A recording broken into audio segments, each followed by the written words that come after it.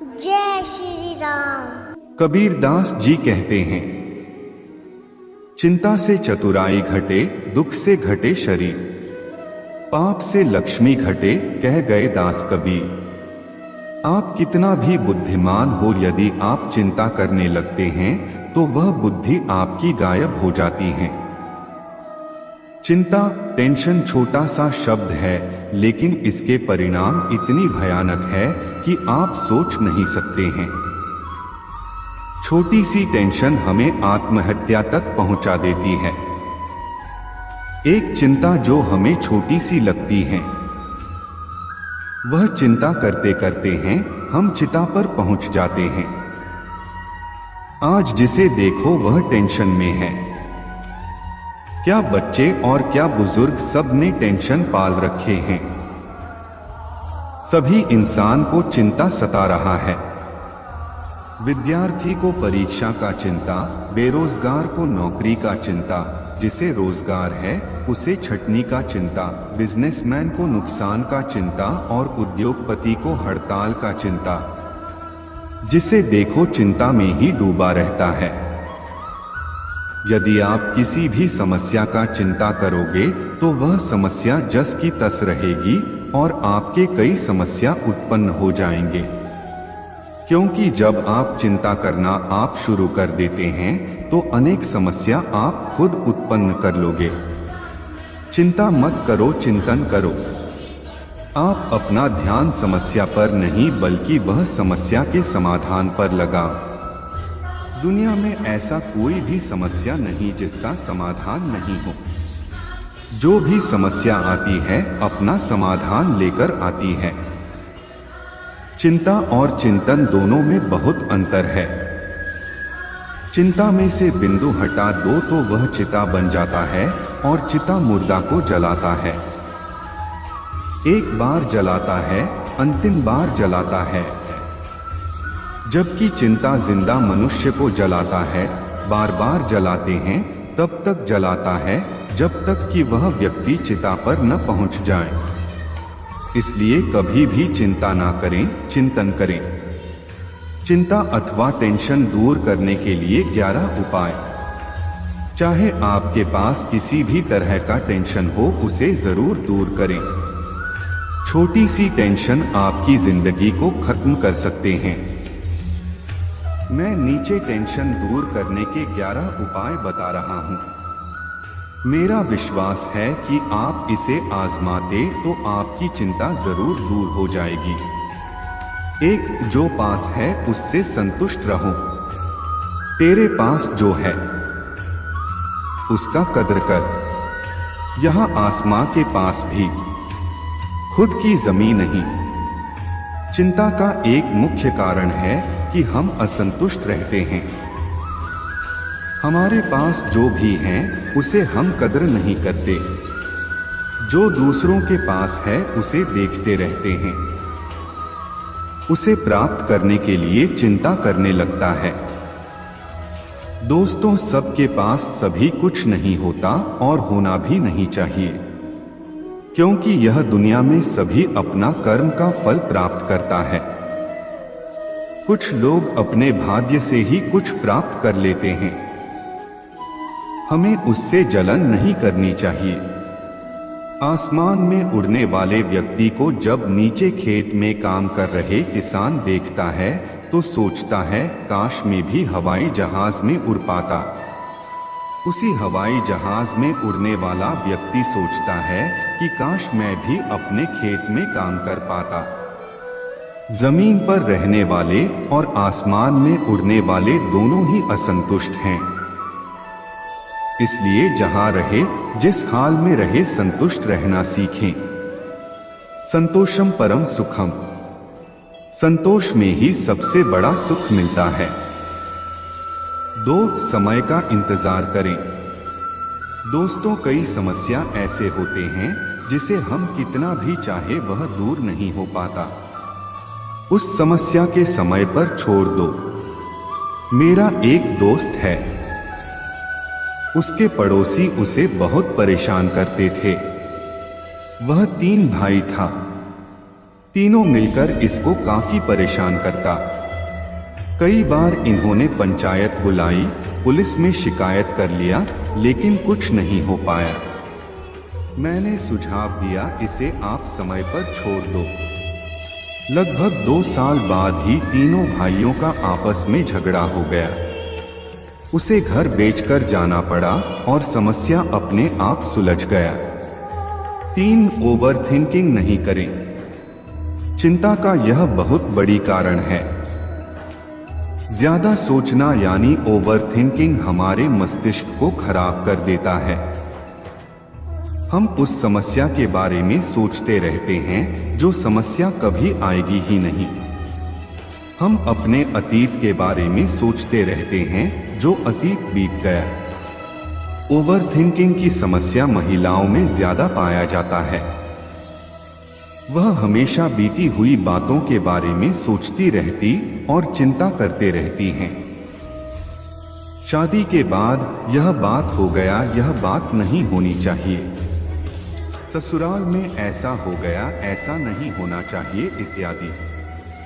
इसलिए कहा गया है, जो बीत गया सो बात गया। रात गई बात गई। कभी भी बीती हुई बातों के बारे में चिंता नहीं करनी चाहिए, क्योंकि वह कभी वापस नहीं आता। ओवर थिंकिंग करने से सिर्फ अपने मस्तिष्क को फालतू काम में उलझाए रखना होता है। इससे दूर रहे। 4 मन को शांत रखें। मैंने एक लेख लिखा था, मन को शांत कैसे रखें। इसमें बताया था कि मन को शांति रखने के कई तरीके होते हैं, उसे जरूर अपनाएं। दोस्तों, कहा गया है, मन के हारे हार है, मन के जीते जीत। कभी भी अपने मन को अशांत नहीं होने दे, क्योंकि मन से हमारा दिमाग का कनेक्शन होता है। मन यदि शांत नहीं है तो आपका दिमाग सही काम नहीं कर पाए, वह सही गलत का निर्णय नहीं ले पाएगा। इसलिए कभी भी चिंता ना करें, मन को खुश रखें। यदि मन शांत रहेगा तो चिंता आपसे दूर रहेगी। स्पीड ब्रेकर कितना भी बड़ा हो, गति धीमी करने से झटका नहीं लगता। उसी तरह मुसीबत कितना भी बड़ा हो, शांति से विचार करने पर जीवन में झटके नहीं लगते। 5 ईश्वर पर विश्वास रखें। अगर आप ईश्वर में विश्वास करते हैं तो उन पर भरोसा जरूर रखें। यदि वह कोई आपको समस्या दे रहा है, उसका समाधान भी आपके आसपास ही है। कहा गया है, ईश्वर उसी व्यक्ति को समस्या देता है जो समाधान करने के लायक होता है।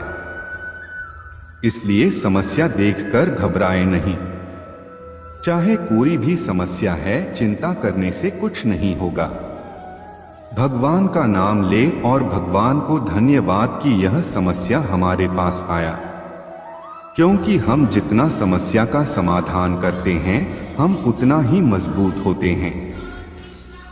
हर आपदा में अवसर निकालने वाला ही सच्चा इंसान होता है। 6 समस्या पहचानने और उपाय सोचें। पहले आप समस्या के पहचानें।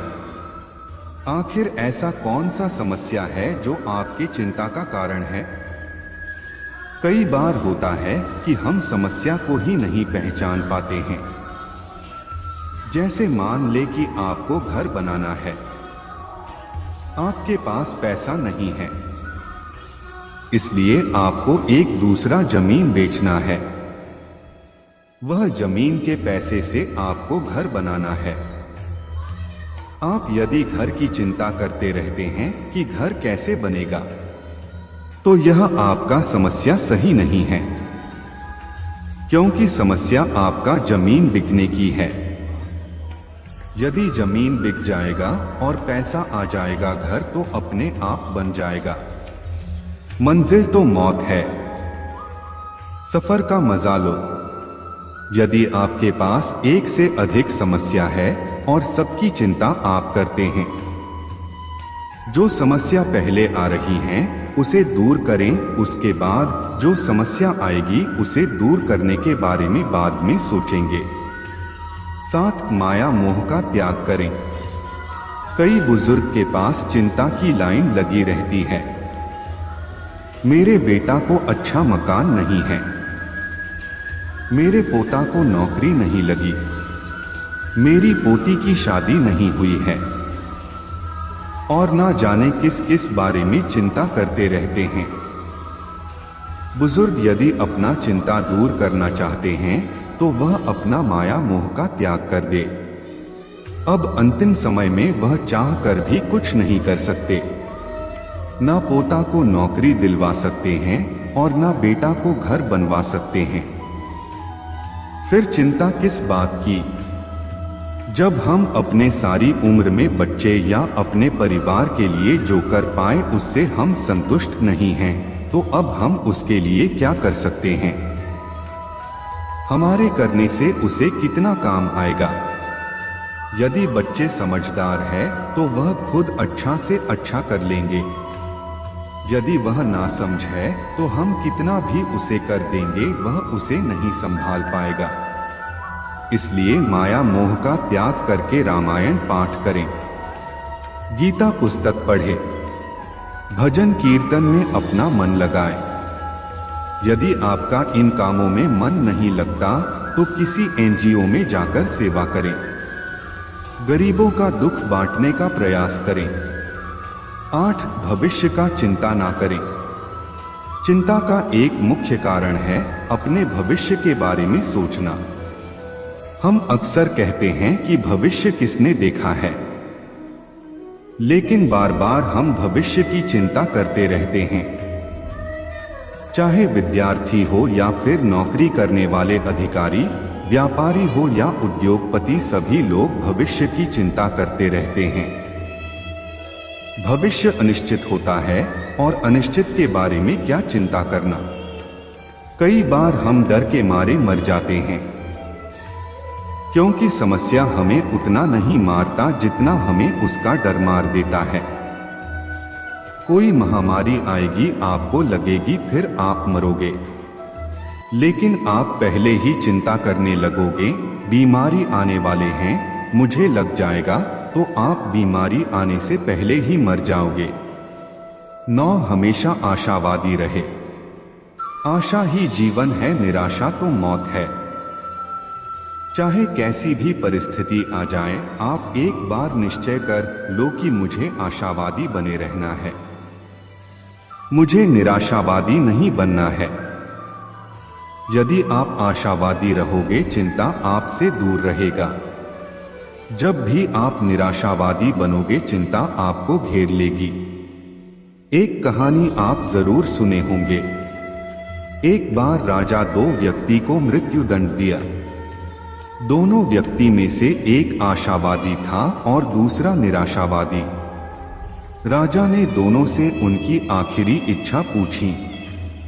निराशावादी व्यक्ति ने कहा, अब तो मुझे मरना ही है, अब मेरी कोई इच्छा नहीं है, आप तो मुझे जल्द से जल्द मौत दे दो, मेरी कोई इच्छा नहीं है। राजा ने फिर आशावादी व्यक्ति से उसकी आखिरी इच्छा पूछी। आशावादी व्यक्ति ने कहा कि महाराज, यदि आप मुझे 1 साल बाद फांसी दो तो मैं इस 1 साल में आपके सबसे प्यारे घोड़े को हवा में उड़ना सिखा सकता हूं। राजा ने बोला, सही में मेरा घोड़ा उड़ सकता है? उस व्यक्ति ने कहा, हाँ जरूर उड़ सकता है। राजा मान गया। निराशावादी व्यक्ति ने उस आशावादी व्यक्ति को बोला, तुमने अपना फांसी टालने के लिए राजा को घोड़े उड़ने वाली बात बताया, घोड़ा भी कभी आसमान में उड़ सकता है। आशावादी व्यक्ति ने बोला, 1 साल में कुछ भी हो सकता है, जैसे क्या पता राजा मर जाए, यह भी हो सकता है कि घोड़ा मर जाए, क्या पता कहीं 1 साल में मैं ही मर जाऊं, और सबसे अंत में क्या पता राजा का मूड बदल जाए और मुझे माफ कर दे। इस प्रकार मैं तो बच गया ना। इसलिए हमेशा आशावादी बन रहे। 10 कम बोलें। जितना ज्यादा बोलोगे उतना ही चिंता करोगे, क्योंकि सभी समस्या का जड़ ज्यादा बोलना है। आजकल आप देखते होंगे किसी फिल्म स्टार या किसी नेता ने किसी के बारे में कुछ गलत बोल दिया, जिसके विरुद्ध बोला उसने कोर्ट में मानहानि का दावा कर दिया। बोलने वाला चिंता में आ गया। इसलिए जितना हो सके कम बोलना चाहिए, जहां आवश्यक हो और जितना आवश्यक हो उतना ही बोलें। आज के समय में किसी से बहस करने का प्रयास ना करें, क्योंकि यदि आप बहस में जीत भी जाओगे तो अगले वाले से आपका मनमुटाव या दुश्मनी हो जाएगा, जो आपकी चिंता का कारण बन सकता है। आप कभी किसी जैन आश्रम में जाकर देखें, सभी जैन धर्मावलंबी मुंह पर एक सफेद पट्टी बांधे रखते हैं। जैन मुनि द्वारा कहा गया है कि दुनिया में जितने भी चिंता, लड़ाई, झगड़ा का जड़ है वह हमारी जीभ। हम अपने जीभ को अपने बस में कर ले और कम बोले तो आधी से ज्यादा समस्या दुनिया से खत्म हो जाएगा। कम बोलने से फायदा काफी है, इसलिए हमेशा कम बोलना चाहिए। संक्षेप में, इस प्रकार मैंने आपके सभी डर एवं अंधविश्वास का कारण और निदान बताया हूं। मेरे वेबसाइट करना स्टेशन गुरुजी हैं। आप गूगल पर जाकर स्टेशन गुरुजी लिखे या बोल दे, आपको सभी समस्या का समाधान मिल जाएगा। फिर भी आपको कोई दिक्कत है तो मुझे आप ईमेल भेज सकते हैं। मैं पढ़ाई लिखाई, मोटिवेशनल कहानी, वित्तीय जानकारी इत्यादि विषय पर निष्पक्ष रूप से ज्ञानवर्धक लेख लिखता रहता हूं, जो आपके लिए उपयोगी हो सकते हैं।